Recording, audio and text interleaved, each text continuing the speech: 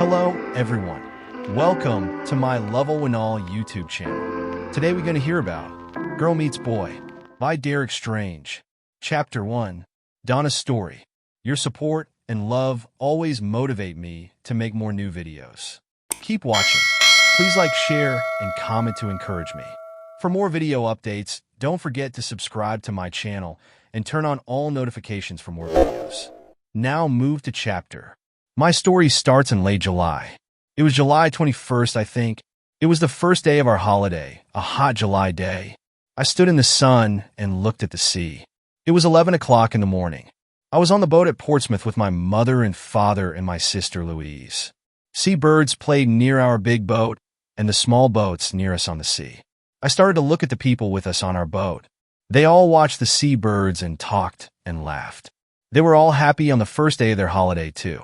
And suddenly there he was, this tall, quiet boy in a blue and white shirt. He was really good looking. I'll always remember the first time I saw him. He didn't see me then. He was with some friends. One of the boys was his brother, I think. They had the same blue eyes, the same mouth and nose, nearly the same hair.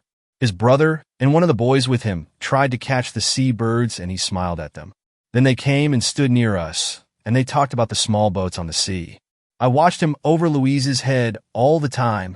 His brother and his friends made a lot of noise, but he was quiet and didn't talk a lot. Then suddenly he looked at me, and his eyes stayed quietly on me. And he smiled his lovely smile with his shy blue eyes. The people near me on the boat, the sun, the sea, the birds, the noise of his friends' time, it all stopped. At that moment there was only him and me and him. Him and his smile for me. Only the two of us. Slowly, very slowly, the boat started to move away across the water to Spain. It takes a day and a night on the boat from Portsmouth to Santander in Spain. A day and a night together on the same boat with him. It was a big new boat with cafes, shops, a cinema, and a disco. In the evening, Louise and I went to the disco together. We had a Coke and listened to the music and watched the dancers. But he wasn't there. Then suddenly a tall boy in a black and white shirt came in. It was him. He was with a friend. They stopped and looked slowly at all the people in the disco. It was dark in there, and he stood and looked for a long time. Then he saw me, and he smiled a big, friendly smile. I wanted to stand up and sing and dance with him. He came across the room and stopped near our table. And he asked me to dance. Suddenly, he wasn't shy with me.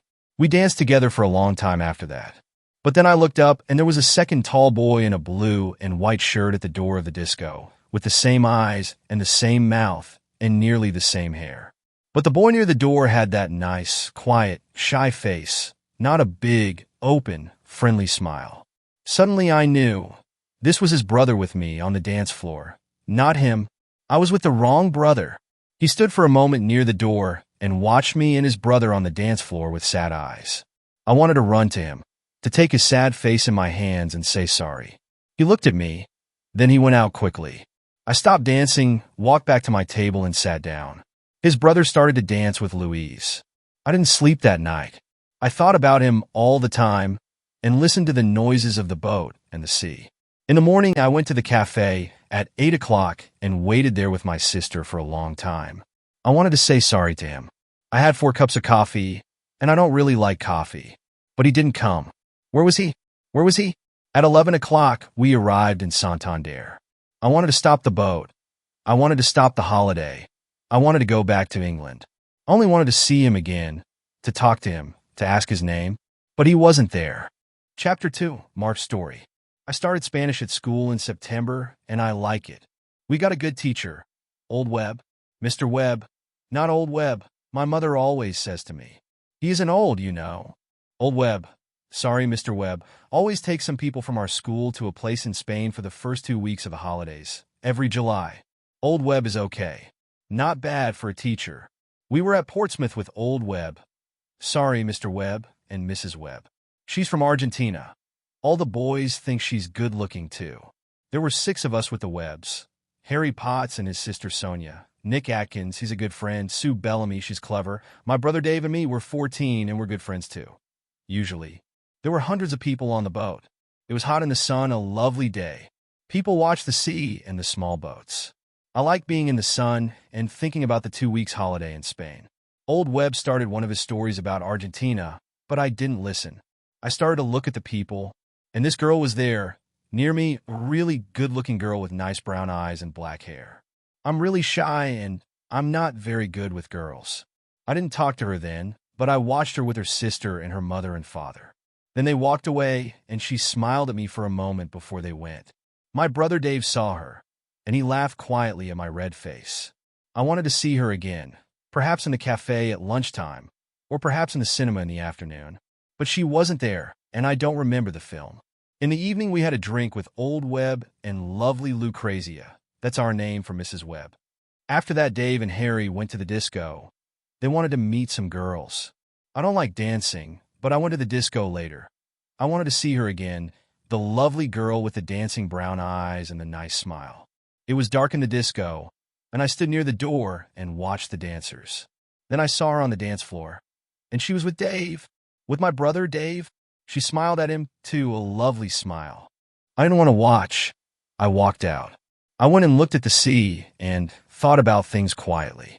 I thought about her and Dave. I was up early in the morning, before 6 o'clock. I went out again and watched the early morning sun and the sea. There was only one old man and the sea birds there with me. The old man smiled at me, but we didn't talk. I like being quiet. I went in and had a coffee in the cafe, but I didn't want to eat. All the time I wanted to see her. I wanted her to walk into the cafe and come across to my table and sit down with me and tell me her name and talk to me. But she didn't come. I waited and waited, but she didn't come. At 8 o'clock, I went to find Nick and Dave. Dave was very quiet all day, and he was really nice to me. And I didn't see her again before we arrived in Santander at 11. She wasn't there. Chapter 3, The Town Story. Cumulus is a small town 50 kilometers from Santander, near the sea. In the town, there are quiet streets of old buildings, and there is a small square. There are small shops and cafes with tables and chairs in the square, under the trees. A lot of people from Madrid come to Cumulus for their holidays, and a lot of people from England stay in the town too. In the evenings in June and July and August, people like to walk in the streets of Cumulus. They stop in the square and stand and talk together. Their children play together. Some people sit at the cafe tables and have a drink and watch the children or read their newspapers or talk. It was disco night in Cumulus on the evening after the boat arrived in Santander from Portsmouth. There were a lot of people in the square, Spanish people from Cumulus and Madrid, but families from England and France and Germany and Holland too. Some of the English families from the boat were there now, in Cumulus for a night or two. Donna was there with her family at a table under some trees. Her eyes were on the dancers, but she didn't see them. The music was in her ears, but she didn't hear it. She didn't want to look or listen or dance. She didn't want to be there.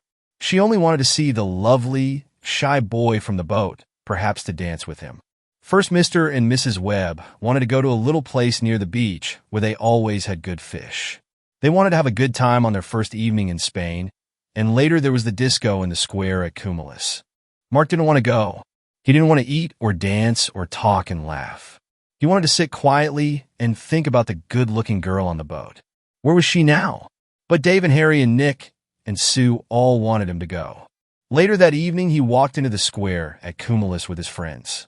They found a table at one of the cafes, and they all sat down. Mark looked slowly at the people at the tables near them. Donna looked sadly at the people dancing and standing in the square. Then their eyes met. Time stopped. He was here. She was here. He smiled at her with his nice blue eyes. She smiled back at him with her dark brown eyes. Suddenly, he wasn't shy. He stood up and started to walk across to her. She was on her feet. Their hands met. She wanted to dance now, only with him. The others watched and smiled. They all knew. And Dave? Dave watched and smiled happily. You see, only Dave really knew the story. Only Dave knew his plan for his brother. And Donna and Mark started to dance. They were together. The end.